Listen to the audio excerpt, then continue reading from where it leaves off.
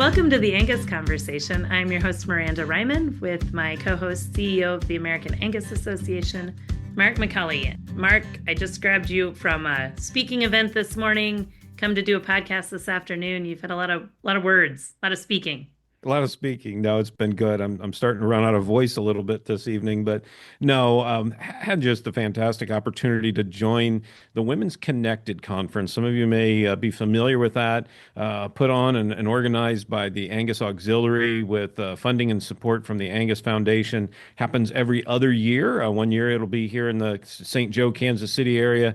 The next time it'll be in Worcester, Ohio, centered around certified Angus beef, and then alternate back and forth. And just a fantastic group of ladies that, and I think as I spoke to the group, it really represented the diversity that we have in our membership. We had folks that were a long time involved in the breed and multi-generational, and we had folks that were brand new and really looking for ways to get plugged in. And so just speaks to so much of the great work that the auxiliary does on our behalf. And as I said in my opening comments last night at dinner, I think times being intentionally working at connection is just so important. And that's, I think, what that event was about. And so I know the auxiliary does so much great work. Some know about the Women's Connected Conference, and some would know about the CAB Cook-Off that it's one of my favorite of the works of the auxiliary. That's because we both get to judge it, and you get to eat like incredible food. You're paid to just eat food all afternoon. Eat food and hear some really cool young people exactly talk about the beef industry. It's such a positive thing. But yeah, that's exactly where I think of the Angus Auxiliary. And when you mentioned the CAB Cook-Off, that seems far away, but I do know on our website, we already have that entries are due May 15th. So if you've got kids in your region or your state that you're thinking should form a team, go check that out on angusjournal.net, and you can find out a little bit more about what's required of that. It'll be another good one, I know. That's right. So from that group of, you said that you got to spend the evening with some really great Angus breeders in that scenario. You've been out on the road a few places to some other, gotten to see Angus breeders there.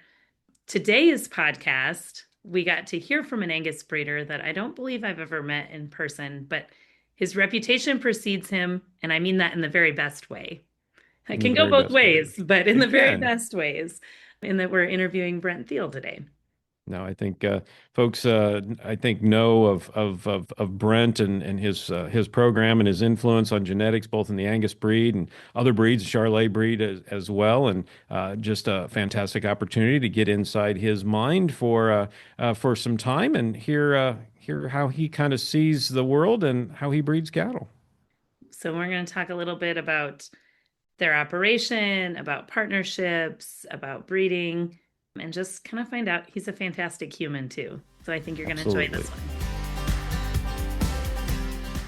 Today on the podcast, we head to South Dakota, where we have a South Dakota native, an SDSU alum, ag journalism alum, which is of course near and dear to my heart. We have that in common, in Brent Thiel from Thiel Angus. So thanks for joining us today, Brent. Well, thank you. It's a pleasure to be a part of the conversation. So, Brent, I think some would be surprised by this ag journalism degree. I was when I learned that in your bio. Yes. About the time I went to college, the ag economy was pretty tough in the 70s and the early 80s. And I have three older brothers, and they had all gone to SDSU with an animal science degree. And my dad thought maybe I should garner something a little different in an attempt to find a job. And he was right. I was very lucky. And so I got an ag journalism degree, and I'm also not too sharp. So at that time, the journalism school was almost like a vo-tech. And so it was kind of hands-on, and that fit me very well. So then I was lucky enough to be on the college judging team. And so when I got out of college, I actually had a few doors opened just because of a little bit of a diverse background. That's amazing. That's awesome. So I've got to know, when you went to college there, were you still at Yeager Hall above the printing press and all of that, or was it located somewhere else? No, same place. Yep, the old journalism building right in the center of campus. And like I say, I probably couldn't have graduated from anything else, but I did get through that. And So it was fun. Yeah, Yeah. no, very fun and nice. At SDSU, that's one of the reasons that I selected SDSU was exactly that hands-on experience and good practical industry connections and all of that. So very Yeah. cool. Yeah. Good. So then right out of college, you started working for the Tri-State Livestock News? Yep. I had actually done an internship, which was part of the ag journalism program with Tri-State Livestock. As I said, I was lucky enough to have some opportunities, and the American International Charolais at that time was based in Houston, and they had been pursuing me. My dad was an acquaintance with Forrest Bassford, who Oh, would have been publisher emeritus and published several different livestock publications and was kind of a giant in his era. And Forrest took a liking to me. And so, anyway, they were kind enough to offer me a job, but I really didn't want to live in Texas. And so I did work for Tri State Livestock for a year, and that was a great experience. And then the association in Texas kind of offered me to live anywhere I wanted. And so then I started working for them and kind of lived north of Sturgis. I had great opportunities. I had everything west of the Mississippi and Western Canada, and got to travel overseas some. And so I was single, and I was kind of in my element. I truly learned a lot and met a lot of great people, and just a great experience for a single young guy. and probably put a lot of miles on when you say the size of that territory. Yeah, yeah, there was quite a lot of driving, and then I used to kind of hub out of Denver, Salt Lake City, and San Francisco for the airports and different places, but those were the three main ones. And so, Sure. yeah, it was a great experience for a guy who had never really been anywhere. So, Now, Brent, did you have a registered seed stock background or commercial cattle, or what was your upbringing? no, my dad and my grandpa ran a lot of sheep, and then they also fed cattle, and so not a purebred livestock background, except that my dad raised registered quarter horses and was really into breeding horses, and so perhaps that sparked a little of that. But yeah, I owe most of it to him. He's the one that probably helped find me a job, you know. Mhm. You mentioned in there that was a good job for a young single guy. So where did wife Nancy enter the picture? Well, at that time, the Charolais Association was in a bit of turmoil, and so they owned a square block of downtown Houston, and right next to the Shell Oil Company. And so the executive that hired me was released, and the executive that came in during the first year was kind of a visionary, and that was Joe Garrett. And so he persuaded the board to sell that property, and Platte County up north of Kansas City between St. Joe and Kansas City was more than welcoming at that time. And so the association moved up there. And within a couple of years, Nancy was a University of Missouri graduate and ag journalism as well. And so my boss then, Joe Garrett, hired her, and she would have been the editor of the Charolais Journal and the communications director. So we met Oh, at the office. Okay, met very at the good. office. That's And then awesome. wooed her to come north to South Dakota for the Yeah, winters. that was a, Yeah. yeah, she's pretty gracious. I think she's still kind of getting over that, but You got her there in June or something before yeah, the well, snow had actually, we just went, melted. Yeah. yeah, that's pretty good. You hit it right on the head, Mark, but yeah. Then after that, then comes the ranching operation. Yep, Les Lindskov got into the purebred business in about 1979 or 80, about the same time I went to the association. And so we weren't really close friends, but we were acquaintances, and I had bought him some cattle. And so the summer of 87, uh, Nancy and I were getting married in July. And in that spring, in April, let's say, I came up to visit Les, and we came by the ranch where I now live. And he said, what are you going to do when you get married? And I loved my job, loved the association, hadn't thought about it, but he said, well, this place is going to come up for sale. Why don't you buy that and we'll partner? And I really wasn't interested. I thought of my staying right where I was, but as time went on, and I thought about raising a family and that, and so we literally moved here that December, then in December of 87, and formed that partnership. You moved a Missouri girl to South Dakota in December. That was a good Well, move. she actually came in May to kind of prep Okay, for the wedding. okay. So Yeah. yeah, There you and go. luckily the Black Hills are a little more gracious, and so she was there for the first few months. And There you go. Good, yeah, And good. so the place that you moved to, was it move-in ready? It was already a working ranch, all of that. yeah, You have a yeah. lot of improvements to It make.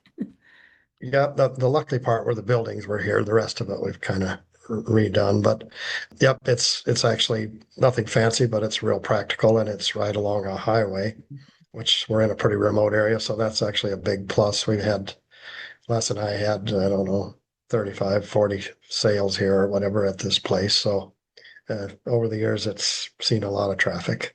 Sure. You guys as a partnership, truly created obviously a brand name that's known around the world in the genetics and seed stock space, both obviously in the Charolais side first and Angus later. Talk about the keys to that partnership. Working in partnerships on an operation like that. What made that work? I think several things. One, Les is a great guy and he's a visionary. He was always kind of looking to the future, and I'm probably a little stuck in the mud. Two things that really helped that is even though we were in a partnership, we didn't work together every day side by side. And we might talk 2 or 3 times in one day, but we might not talk for 2 weeks, and things just went well. The other thing that really helped Mark is we were always blessed with really good sales, and had a lot of local and regional support. And so, when things are going well, everything's just a little easier. Sure. But Les and I had a good relationship, and I think kind of a mutual respect. And his wife Marcia is just a great lady, and the four of us all got along well. And so I couldn't have drawn it out much better. The good Lord kind of took care of us. Oh, that's awesome. Did you guys draw it out when you first started, or was it kind of a handshake deal? Figure it out as you go. Yeah, no, we actually didn't. I don't think we had anything in writing even for several years, Wow. and it was just pretty much uh, fly by the seat of our pants. But we had a common goal, and Les is very good with customer relations and dealing with the public, and so I could kind of ride under that umbrella for quite a while. And How did you kind of sort? Was that kind of a natural kind of sorting out the roles and within a new partnership, or you kind of each knew your strengths and you kind of played to your strengths and it complemented each other? Was there more of a sit down with a Job planner and say, description. okay, Yeah. this is my job yeah, description, this is your job description. yeah. No, we probably should have had another meeting or two with Robert's Rules of Order, but anyway, we actually did really well, and Western South Dakota can be a harsh and little bit wide open country, but it's blessed with a lot of really good people. And people, to me, it's a lot like a lot of different states. But when I think of Western South Dakota, Nebraska, and that a people's handshake goes a long ways. And Les was really good to me, and he understood, my shortcomings, and he just kind of turned me loose. Hmm. And so, of course, that worked well for almost 4 decades. And then you guys decided to kind of divest the partnership or to split. Talk a Yep. little bit about that decision, how it came about, and how Sure, you made sure. that Yeah. work as well. Yeah, no, I appreciate you asking. So Les is blessed with 4 sons, and they're all much like him. They're overachievers, very successful, and very ambitious. And Nancy and I are blessed with 2 kids, and our son Skylar went to South Dakota State and got an engineering degree, and he's an engineer in Arkansas. And our daughter went to Baylor and also met a nice guy, and so they live in Texas. And so between Skylar and Abby, we have 6 grandchildren, and Nancy really did all of the accounting, the semen invoices, the registrations, a lot of paperwork, and a lot to that. So it was kind of time. I could see that Les's sons were very driven, and I actually didn't realize how much I was probably holding them back, And so anyway, a couple 3 years ago, we decided that it would afford us an opportunity to travel a little more to see the grandkids, and also allow them to sprout in multiple directions. And so at first I thought, how do you do that? And how, I wanted to be neighbors and have an amiable setting when we were done. But actually it all worked out good. And we divided, as long as you divide the grass and the farm ground equally, it really doesn't matter what value you put on it. And his oldest son, Monty, runs their implement dealership. He's a great guy and easy to deal with. And so it was quite easy to evaluate those things. And then it came down to the cows. And I kind of knew, some things that would make that the most palatable for everyone. And so we sold them all of the Charolais genetics and just kept some of the Angus cows. And we never had a crossword. We ended all of that peacefully and still get along. I think what a model. Yeah, Yeah. what a testament to your partnership and the integrity of both parties, right? To get through something like that. I know those are sometimes can be some hard conversations and some tough decisions. So congratulations on that. That's quite a testament. Yeah, thank you, Mark. I feel very blessed. I can still do some ranching, and it kind of keeps me out of trouble. And I do like cattle and genetics and the people especially, and so I can kind of still do that, but don't have quite as many pressures on a day-to-day basis. Of course, you kind of took on a second role too, though. Like got a new little side hustle this winter, yeah, I think that's was right. announced, right? Yeah. Talk a little bit about your role with Select Sires. Yeah, so Lorna Marshall, over her years with ABS and Gen X and that, we had sold or leased them a lot of bulls. And she came up here a couple of years ago, very graciously to look through the bulls. And Nancy and I went to lunch with her and we talked about kids and grandkids. And somehow the conversation came up and we got to talking a little. So over the last year, I've done a little sire selection for them. And I feel like I should be paying them. I've learned a great deal and I really enjoy it actually. And I don't do that much for them. I feel guilty. I probably should be doing more, but once in a while they do have me go look at a bull or two or have a little input. And it's a great team. And I've learned a lot from all the different people involved there. You get to run around and look at cattle and do the thing you love and that's Get paid mileage for it. Even get better. paid mileage, yeah, and yeah. Yes. When Nancy and I were discussing that before I accepted that, and I said, "Well, what do you think?" And she said, "Well, you're going to do some of it anyway. You might as well do a little for both." Yeah, So there you go. There you go. Story. And with that, we're going to take a quick time out for this word from Angus Media.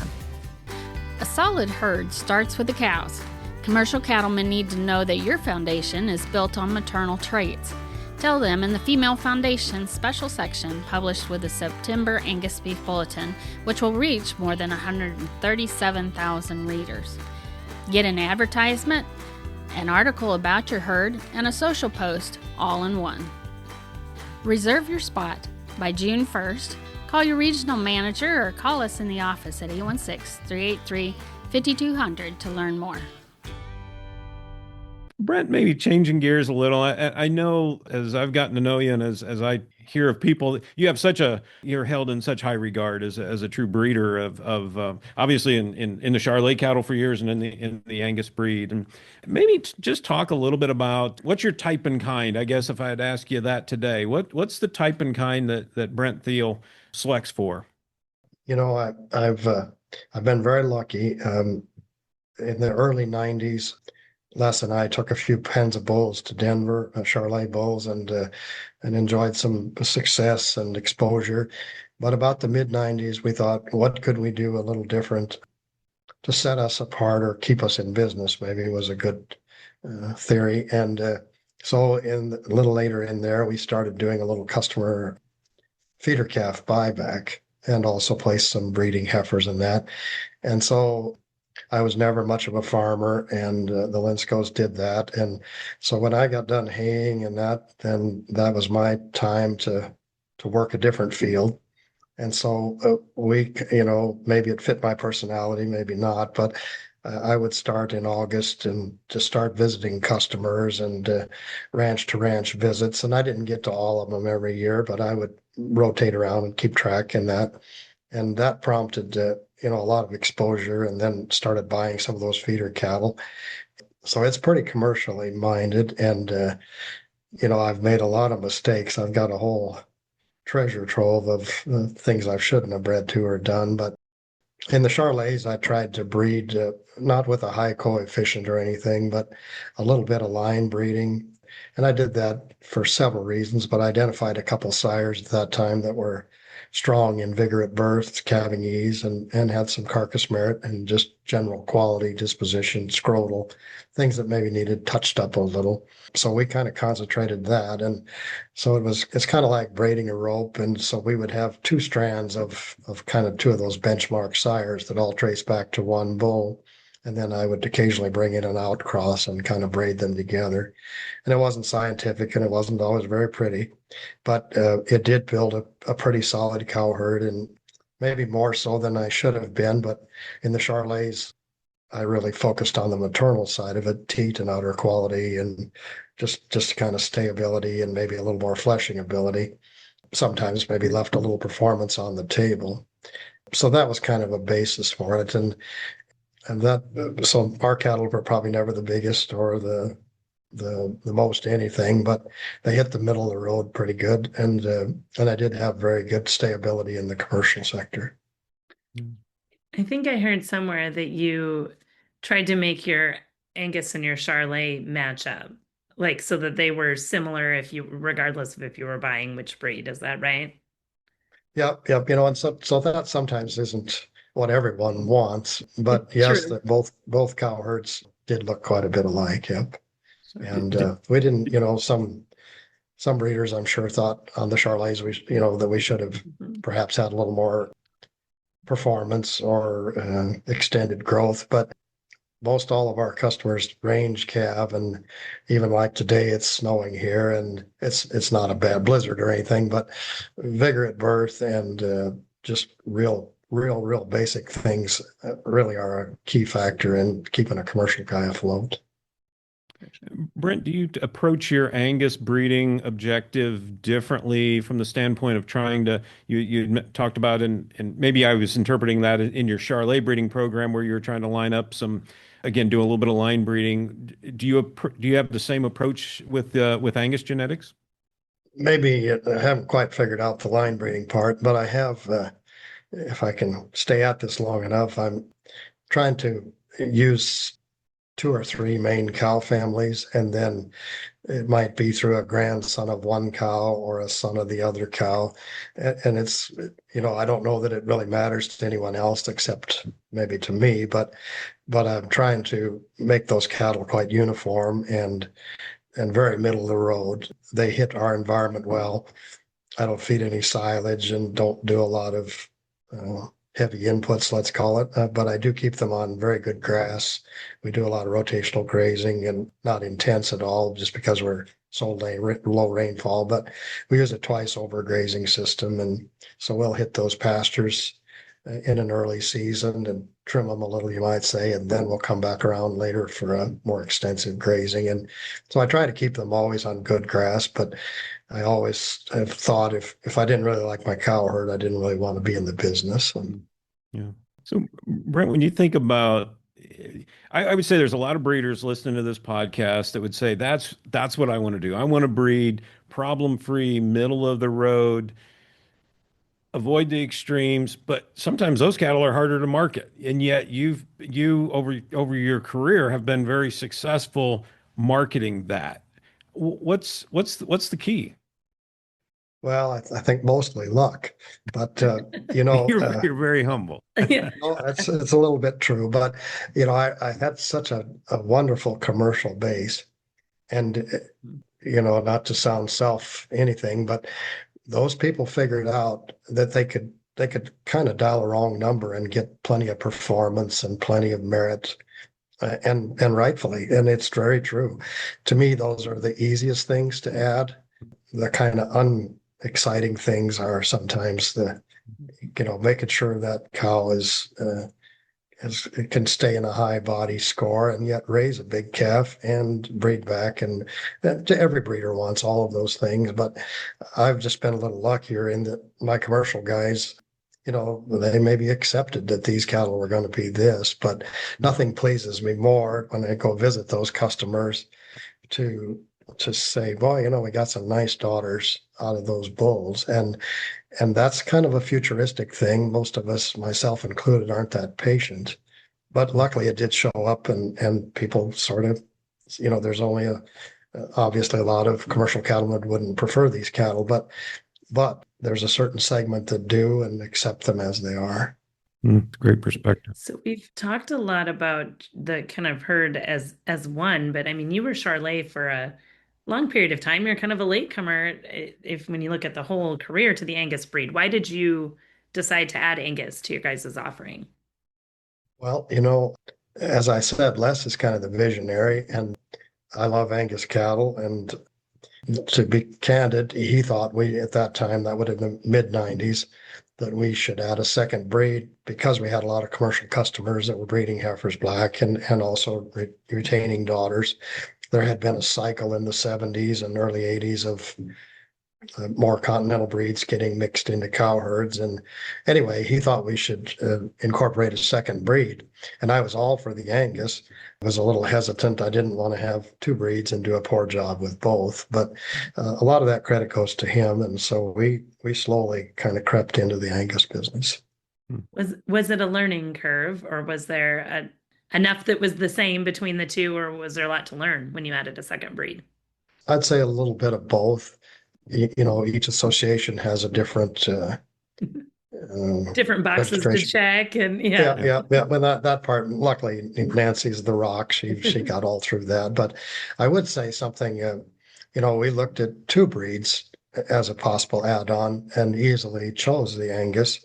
And the other breed is very successful in a maternal sense as well. But one of the primary reasons that we both wanted to go Angus, there were two factors. But one of them was the Angus Association and the strength it showed from its leadership and staff. Also, to the advent of CAB wasn't what it is today, but it was on the horizon, and who knew at that time whether it was going to succeed. But that was in the background a little bit. So those were a couple factors that did help us make that decision. How did you get started in the Angus business? Did you go extensive ET program? Did you go find a set of cows that kind of fit what you were wanting to do? Yeah, that's where I probably should have done some things different, but I actually just got in the pickup and drove around, and I went to a number of herds in the Dakotas and Montana, a few in Nebraska, just looked at cattle, didn't actually buy any the first little stint there. But then Rustenow up at Gardner-Denau used to have a female sale in the fall, and they would sell all of the coming 7s or 8s a certain year. So that's actually where we got started. So one of the two main cow lines that we have now that I'm trying to focus on, actually, if you trace it back, goes back to that first Forever Lady 852 that came from the Danaus. And otherwise, I just kind of picked a couple spots and never bought any whole herds. I went at it a little too slow and probably should have done a lot of things different, but we just kind of slowly added the numbers and kind of bred from within after that.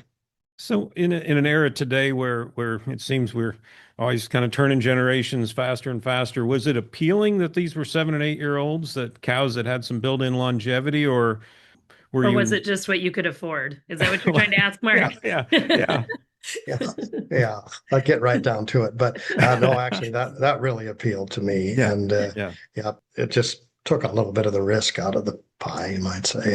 And so that worked good. Yeah. Sure. Oh, Yeah. that's awesome. You talked about just one specific cow line you went back to, but what are some of your favorite animals that you raised, or maybe some of your favorite cow families or sire lines you've had over the years?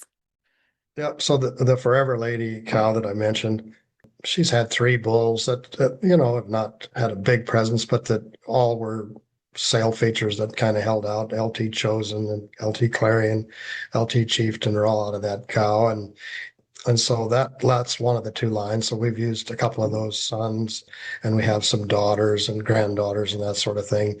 The other one is what we call the Nordica cow family, and several daughters, granddaughters. And so she has a son called LT Converse that has been a real female maker for me. like I say, it's kind of in an infant stage, but I've kind of twisted those two lines together along with some others in an attempt to incorporate some of their best traits and like I say, once in a while, stub my toe. You've been involved in a lot of bulls in both breeds that I think that we would say are cow maker kind, female maker kinds. How do you find those sires that you have the confidence in that they're going to make the females? We're talking about a lot of lowly heritable traits. We're talking about some traits that are, a lot harder to measure, but yet you seem to have a knack at finding them. Well, I don't know that that's the case, but it's been fun. It's kind of gratifying when one of those clicks. But as I said, I've had my share of busts, but it seems like, and every breeder would tell you, but those good cows kind of carry you when you make a poor decision.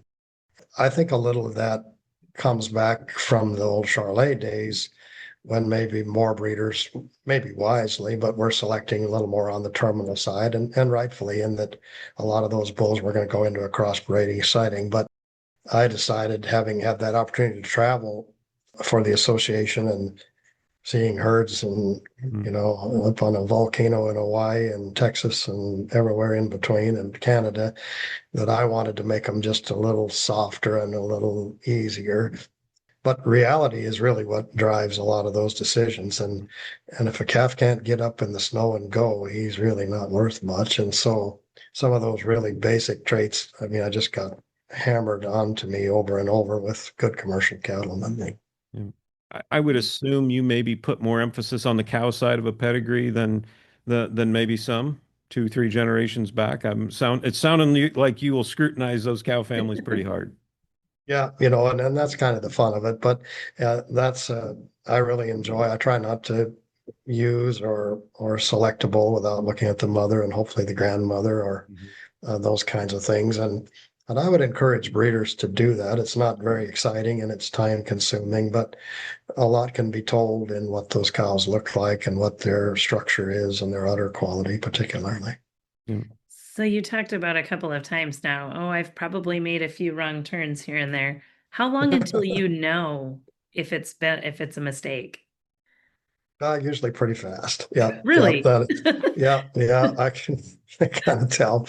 I was never a big breeder, and I always tried to be, I don't know how you'd say it, hands-on in the calving barn and hands-on doing everything, and yet not try to be a control freak. But when you're around them every day and you're in the barn with them at 2 a.m, etc., you figure things out pretty fast. And don't even need to take notes on that one, huh? No, I'm a slow learner, but even I can figure that out. So, Brent, over your career, you've seen the emergence and the advent of new technologies, and obviously from EBVs, DPDs to indexes to the introduction of genomics. Maybe talk about your philosophy today of maybe how you think about new technologies when they come about, how you incorporate them, how fast or not fast you incorporate them, and kind of how you approach them today. Yeah, I'm really excited or pleased that the American Angus expanded their EPD profile. And the great thing about the Angus breed is it's so big and so vast that not everyone has to have exactly the same thing, and not everyone chooses the same thing. But when you added the teat and udder score and the functional longevity and the dollar maternal has been there, but and the dollar energy, but I think it really has broadened not just the breeders, but also the ranchers' perspective and given them a little more to hang on to. And the bull studs are excellent at it, and other breeders, but like I say, not every bull has to be for every breeder. And I think it's great that the Angus has broadened that horizon a little bit, or a lot actually. And so, I'm not a real tech guy, but I do like to look at the numbers, and especially when you get into proven sires that have $100 in production or 50, man, it really, those bulls will eventually come back to the center to some degree, and it's kind of fun to see, just watch the progression, whether it's in my own bulls or just bulls that interest me, or sometimes I even like to look up bulls that don't interest me and just see as the data comes in how they unfold. Yeah. And I think over the next 5 years, as more and more breeders are submitting the basics, let's call it foot underscores, those kinds of things, the accuracy is, it's just going to be phenomenal what the change is going to be. Yeah. Let's hold that thought for just a minute as we hear from Angus Media. You are the most powerful marketing tool you have.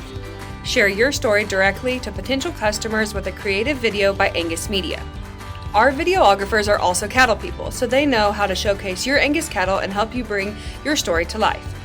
Let them put you at ease as you show them around your ranch and explain what sets you apart. Visit angusmedia.org to get started today. So you mentioned the different kinds of cattle, even within the Angus breed that we're able to make today. So with your Charolais background, and you admittedly said you bred Charolais to be a little more maternal, where we tend to think of them as a little more on the terminal side. I guess my question to you, how can the Angus breed be both maternal and terminal? Oh, very much so. I think it's proven it. I think it's all laid out there, and I think breeders can. I'm talking about commercial breeders. Breeders can adapt, as if they really want to. They can look at the dollar energy number, for example, or they can look at the dollar B. And certainly some of the most successful programs are very, very dollar B and carcass driven and very successful among the elite. But there's also a segment that may be in a little different environment or a different marketing scheme, particularly when they're selling their calves, whether they're selling them right off the cow or whether they're killing them or whether they're backgrounding them. And so with that diversity, that's the great thing about the Angus breed is it's got so many different directions to offer. Yeah. You talked about doing some kind of market research there on different genetics. And when you go to look for new genetics, how are you finding them? What's your method? Are you looking with certain parameters, that kind of thing? Well, I probably don't get out enough, to be honest with you, and that's a benefit being able to do a little work with Select. But you kind of learn where maybe the type of cows that fit into your environment, and there's always surprises and always changes, but when you figure out, those type of cows kind of work for you, or potentially anyway, maybe you gravitate back to that, maybe too much, to be honest with you. And that's one thing I really like about being able to scout around a little bit for Select, because, off the beaten highway, there's a lot of treasures. Mm. Yeah. Right. Which you mentioned earlier as a benefit to being a fieldman when you were with Charolais, you got to see right the good, the bad, the ugly, right, and got to see what worked and what didn't work, and obviously we can learn a lot from those programs too. So and so many different environments. True. Yeah. Of management and their even the breeders' cultures and their backgrounds and motivations. Even it's. The people are what make it fascinating. Sure. Let's talk just a little bit about those people. So your customers specifically, who is your kind of target customer today, and maybe how's that changed over the years? Yep. So when Les and I were in partnership, at times approximately 80% of the customers that bought our bulls were just on these two Indian reservations. Mm-hmm. So you could draw and that's with a little give and take. I mean, Sure. But you could draw a circle of 100 miles and hit a lot of customers. So the advantage was I could go visit a half a dozen in one day, go west of town or go north of town or go toward Bismarck or whatever, go somewhere, and you could see a lot of people. And because they're so close, you get the chance to develop those relationships a little better. It's a little easier to go 100 miles or 80 miles or 20 to visit a customer as compared to 1,100 or something. So, I was very proud of that. And I know at some sales we had up to 11 or 12 ranches just from Isabel buying from us. And it's a fairly remote area. So that's a real plus. The negative is you got to kind of keep your nose clean. And secondly, if you're in a drought area, you're in a drought area. But anyway, to answer your question, probably over 75, maybe depending on the year, % of our customers sell their calves right off the cow. Mhm. So we're blessed in this area. We have a strong auction system.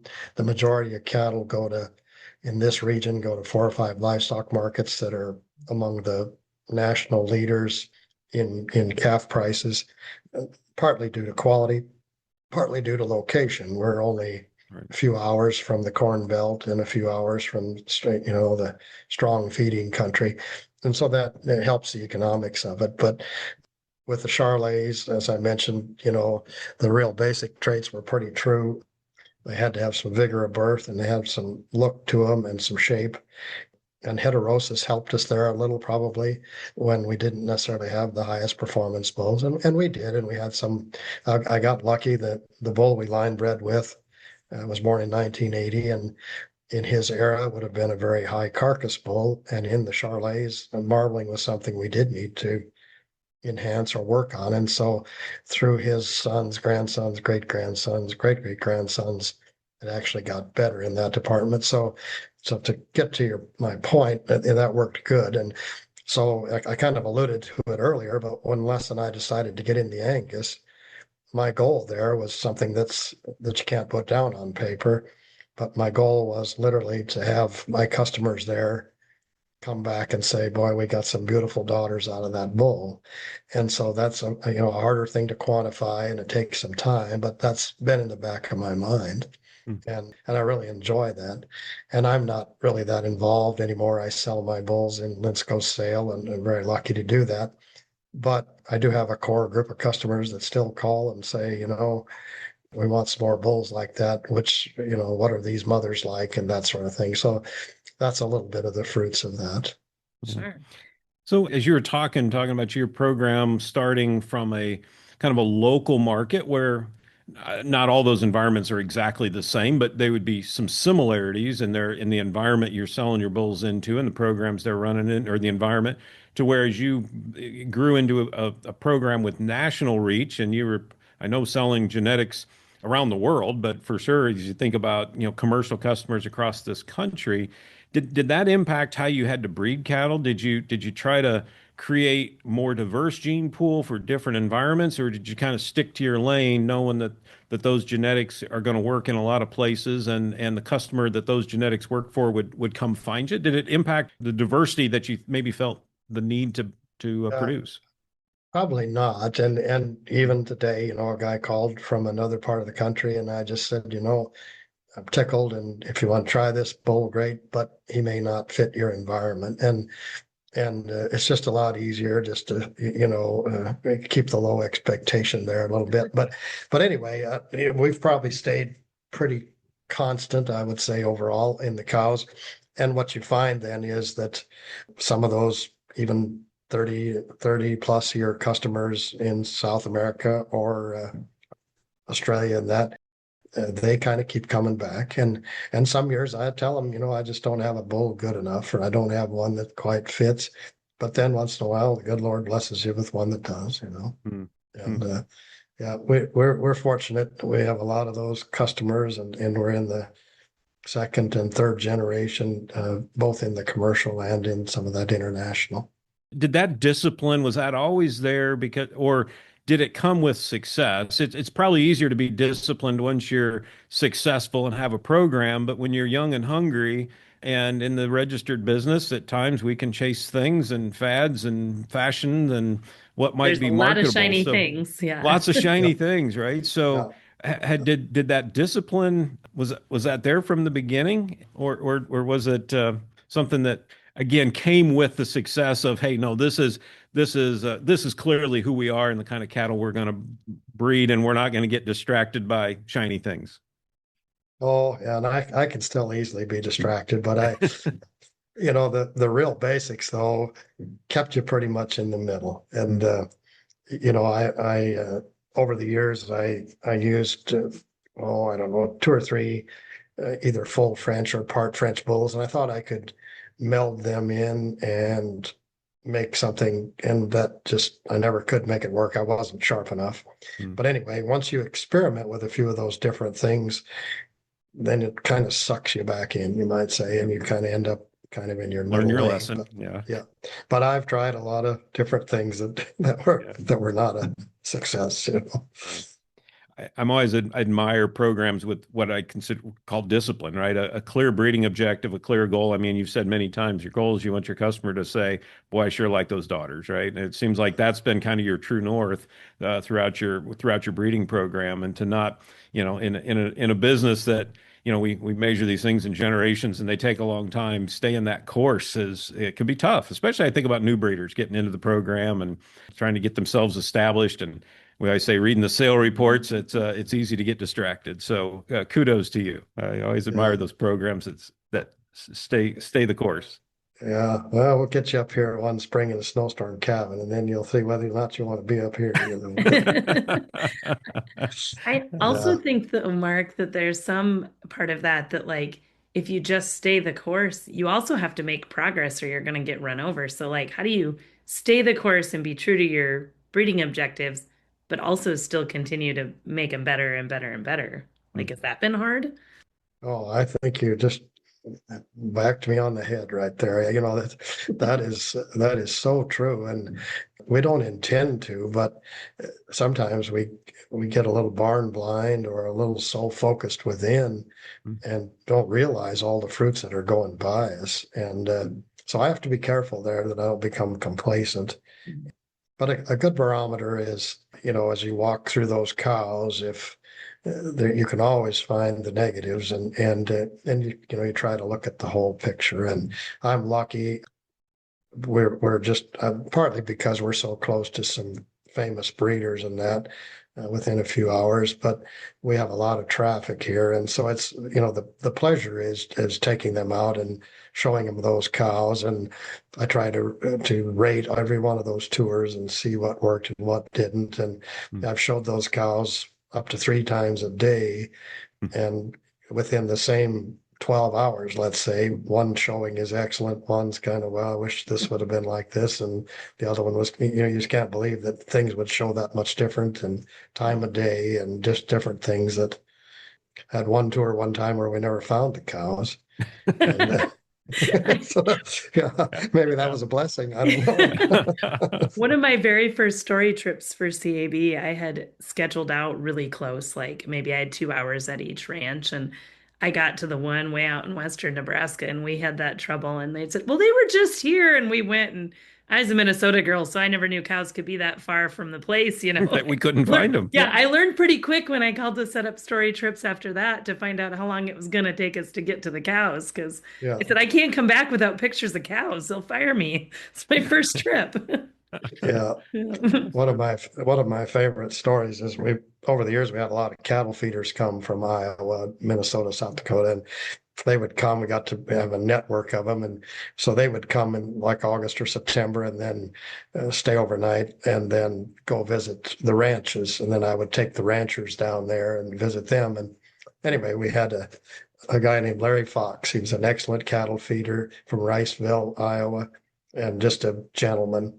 So we had a 10-passenger van, and the night before we'd had a little social and mixer, and maybe they'd gotten a little full. And so the next morning it's kind of hot in August, and we're bouncing around this pasture, and a really good customer north of here is driving. It's his pasture. We're gonna look at his calves, and we'd already looked at one set of his. But anyway, we got in this pasture. It was really rough, and there's 10 or 12 of us in this van, and Larry's about 3 rows back, and the cattle where you could still see were like a mile and a half in this pasture away, just way out there. And Larry says to Pat, he says, Pat, I can tell they're really good. I'll give you $10 over the market if you just get us the hell out of here. So did he say deal? Deal. Yeah. Everybody was happy. I love that. Brent, as you look to the horizon, what's on the horizon for you? What's the future of Thiel Ranch, and what's going on? Yeah. Well, I appreciate you asking. Probably don't have a big vision. With our grandkids in the South, we go not a lot, but some, and I'll maybe go down for a few days, and Nancy will stay a couple weeks, and so that's a priority. And so things will change here over the next few years, but I do want to keep breeding cattle, and be a part of that. And the Lindskos are in an expansion mode, doing great, lots of big things. And so if I can just kind of stay along the side of the road, not get run over, that'd be perfect. Yeah. What do you see maybe being most different in the seed stock business and in the coming future? Are there things you're paying attention to that you think are kind of game changers in the seed stock business, or we're going to continue to be rooted in the basics and the fundamentals? Oh, I think technology is changing marketing a great deal. The use of social media, things that I'm not very good at, but that people are very good at, and it's very effective. And I think you can see it's changing not just the end result, but how people get there and how you contact people. I think it's huge. And I don't see that going anywhere but in an expansion mode. And I think the science thing will continue. I know the Angus Association is doing some research in congestive heart failure and that sort of thing, all key things that probably for real cattle feeders and real people are huge. And, I see those as a couple of the big things. As you watch, the ag industry and the seed stock industry are going to change. And we may not like to think about it or talk about it, but the big outfits are probably going to continue to grow, and some smaller ones will be maybe set aside. But on the other hand, cattle breeding isn't always a business, and there's a love and a lifestyle that will keep purebred breeders in the purebred business, and pedigrees and cow families and the people they can share them with. They're pretty stimulating. Yeah, I like that outlook. Yeah, me too. Mark is asking kind of forward-looking questions, but I've got a looking back question for you. So you came to that point where you could have decided to stay on as a fieldman or do this partnership, which was kind of a leap. How do you think your life was different because you chose the partnership and jump into ranching option? Oh, beyond blessed. And my years at the association were great, and I cherished them and the chance I got to see how an association runs and all of the things that you folks have to endure and enjoy. So I'll always cherish that as a background. But generally, as you decrease population, you increase interdependency. And living in a remote area, it's 2 hours to a McDonald's or anything like that.